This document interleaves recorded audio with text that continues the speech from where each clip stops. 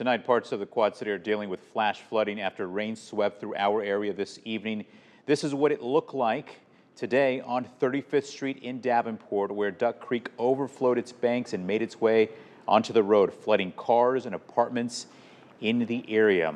And this is what it looked like in downtown Moline. My goodness, flooding on River Drive in front of Vibrant Arena.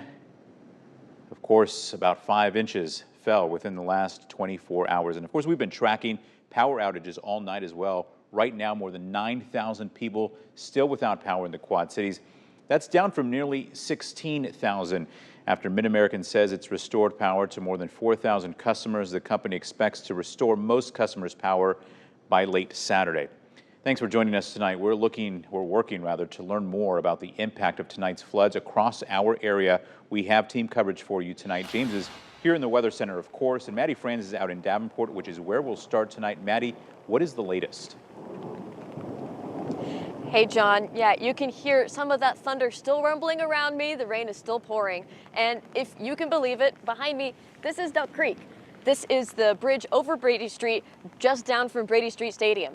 Now, you can see that water is only a few feet from this parking lot at Arby's, and it is moving fast. And these are also the tops of the trees that are on either side of Duck Creek Trail. And that water is just licking the bottom of that bridge. Now, we are just down the street from some of that flooding on 35th Street that you just saw.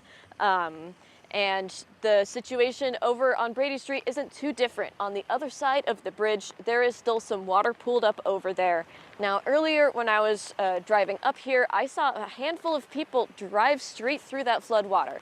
Now, that is obviously not what you're wanting to do. Your car can stall, you don't know how deep that flood water is, and you might get swept away. So since then, police have been turning people away down some side streets toward Eastern Avenue.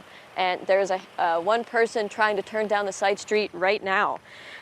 Now, over on the other side of this parking lot, the filling station, they closed early tonight because the water was coming up to their parking lot. Now, the water hasn't quite come up here yet, so we're staying as dry as we can.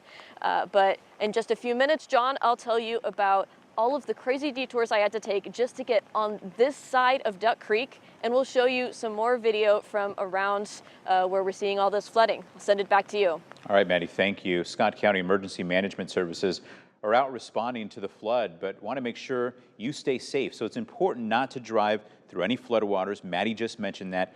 And if your home is flooded, look to stay with family and friends and try as best you can to keep 911 phone lines cleared unless it's truly an emergency.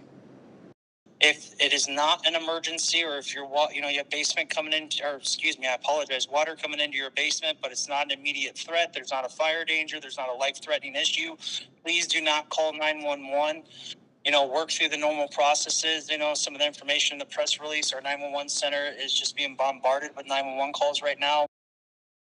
And right now, the Red Cross is working on assessing the damage and the needs of the public. If you're in need of community resources, call the number on your screen, 1-800-733-2767. That's 1-800-RED-CROSS. All right, now we want to send it over to James. James, obviously it's been a very busy night for you. What are you tracking right now there on the radar? Well, let's start with the good news, the fact that the most intense rains and storms have now made their way off to the south and east, and that's leaving behind still some claps of thunder, as we noticed with Maddie's shot there over at Duck Creek, but also, too, we're noticing still some pretty steady rains that are still going on, but not as intense as what we saw. All this began about 4 o'clock in the afternoon in our western hometowns and then slowly advanced its way off to the east. Because of its slow movement and all this very heavy rain, a lot of water really began to pile up, and that has allowed plenty of these flash flood warnings you can see in these green polygons to be taking place, especially around the immediate Quad Cities, where this flash flood warning continues until about 4 o'clock tomorrow morning. This is an area where we've seen a range from 3 to as high as over 5 inches of rain. Most of that taking place in Davenport, and most of that taking place just from the storms that we had themselves. And that's why we've been getting so many reports of some roads that are blocked because of the high water that is in place. You can see some of the rainfall estimates, not only in the Quad Cities, but really around the northern 2/3 of our area, where we had rainfall amounts at least around 3 to even as high as 5 inches of rain.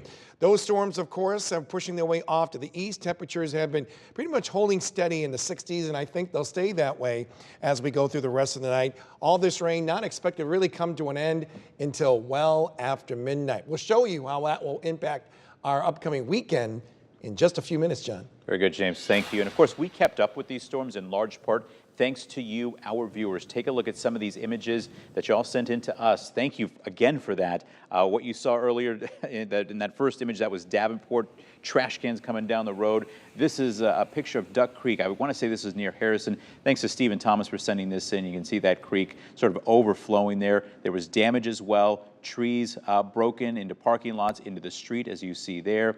This is in Milan. Just near the Erickson Chevrolet there, you can see that neighborhood is flooded. Just so much happening just all throughout town. This is near 35th and Main, where we saw a great deal of flooding, and then, of course, apartments being affected by all of that water. Of course, we want to remind you to make sure that you have the News 8 and Storm Track 8 apps downloaded on your phone. You'll get breaking news and weather alerts for your hometown.